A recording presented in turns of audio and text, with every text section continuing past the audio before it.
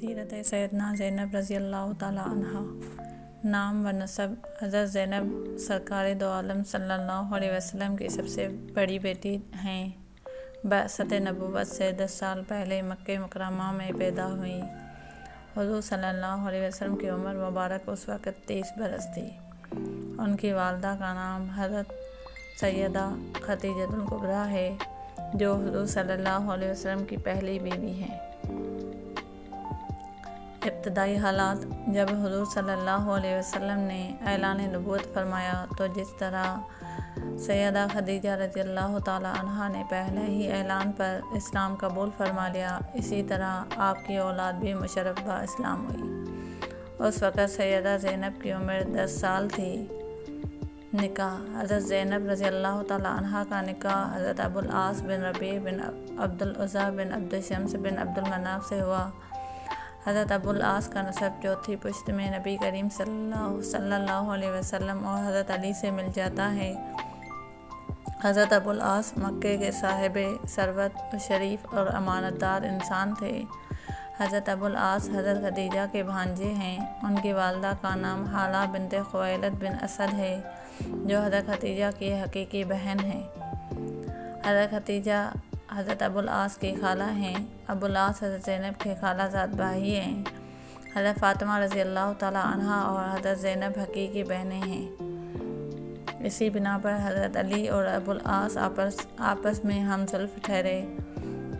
مشرکین نبی کریم صلی اللہ علیہ وسلم کو مشرکین مکہ نے ہر طرح کی تکالیف پہنچائیں، لیکن آپ صلی اللہ علیہ وسلم نے لا الہ الا اللہ کی صدا پورے مکے میں انقلاب برپا کر دیا۔ مشرکین مکہ نے حضور صلی اللہ علیہ وسلم کو مزید تکلیف پہنچانے کے لیے حضرت ابو العاص کو اس بات پر اکسایا کہ حضرت محمد صلی اللہ علیہ وسلم کی بیٹی حضرت زینب کو طلاق دے دو، اور قبیلہ قریش میں سے تم جس عورت سے نکاح کرنا چاہو ہم وہ عورت پیش کر سکتے ہیں۔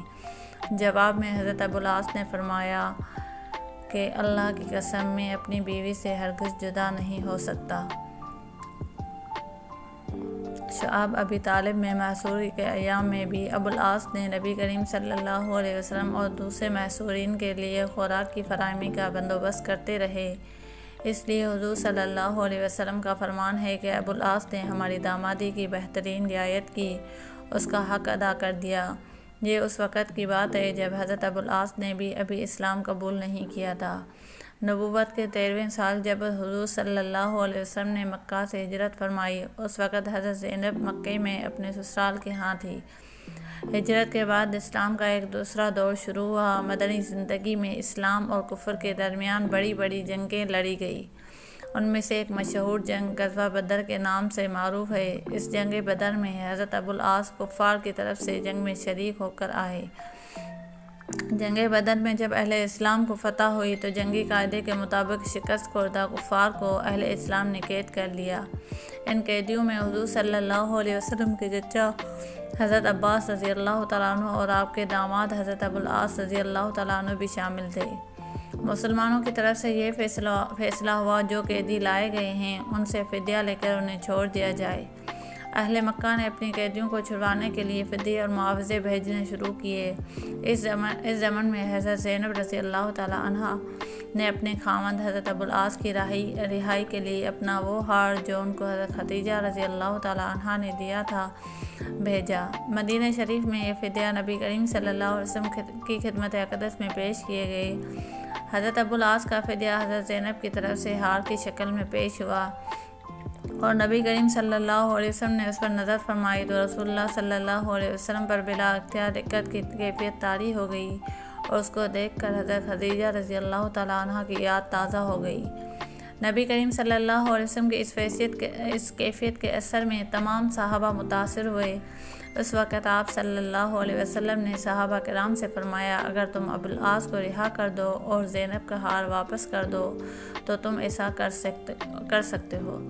اس وقت صحابہ کرام نے عرض کیا، یا رسول اللہ، آپ کا ارشاد درست ہے، ہم ابو العاص کو بلا فدیہ رہا کرتے ہیں، حضرت زینب کا ہار واپس کرتے ہیں۔ اس وقت نبی کریم صلی اللہ علیہ وسلم نے حضرت ابو العاص سے وعدہ لیا کہ جب مکہ واپس پہنچے تو حضرت زینب کو ہمارے ہاں مدینے بھیج دینا۔ چنانچہ حضرت ابو العاص نے وعدہ کر لیا تو انہیں بلا معاوضہ رہا کر دیا گیا۔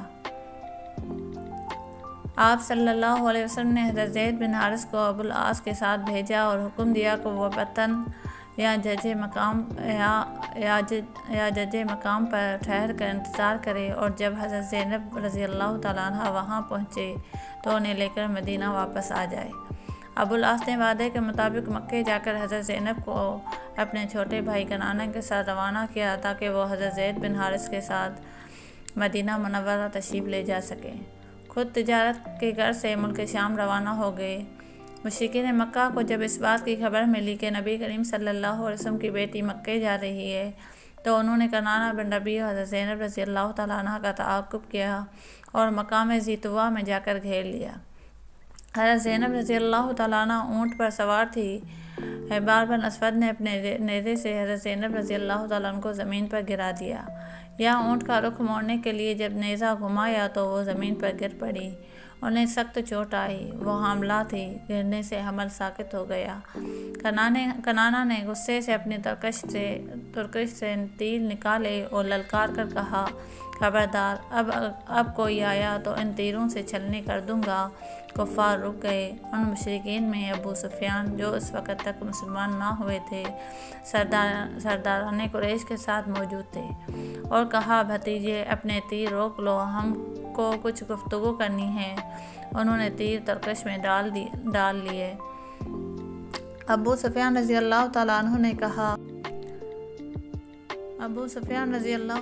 نے کہا کہ محمد صلی اللہ علیہ وسلم کے ہاتھ سے جو مصیبتیں ہمیں پہنچی ہے تم ان سے بخوبی آگاہ ہو۔ اب اگر تم علانیہ ان کی لڑکی کو ہمارے قبضے سے نکال کر لے گئے تو لوگ کہیں گے کہ ہماری کمزوری ہے۔ ہم کو زینب رضی اللہ تعالیٰ عنہ کو روکنے کی ضرورت نہیں ہے، لیکن جب شور اور ہنگامہ کم ہو جائے گا اس وقت چوری چھپے لے جانا۔ کنانہ نے یہ رائے تسلیم کی اور حضرت زینب رضی اللہ تعالیٰ عنہ کو لے کر مکہ واپس آئے۔ چند روز بعد ان کو رات کے وقت لے کر روانہ ہوئے۔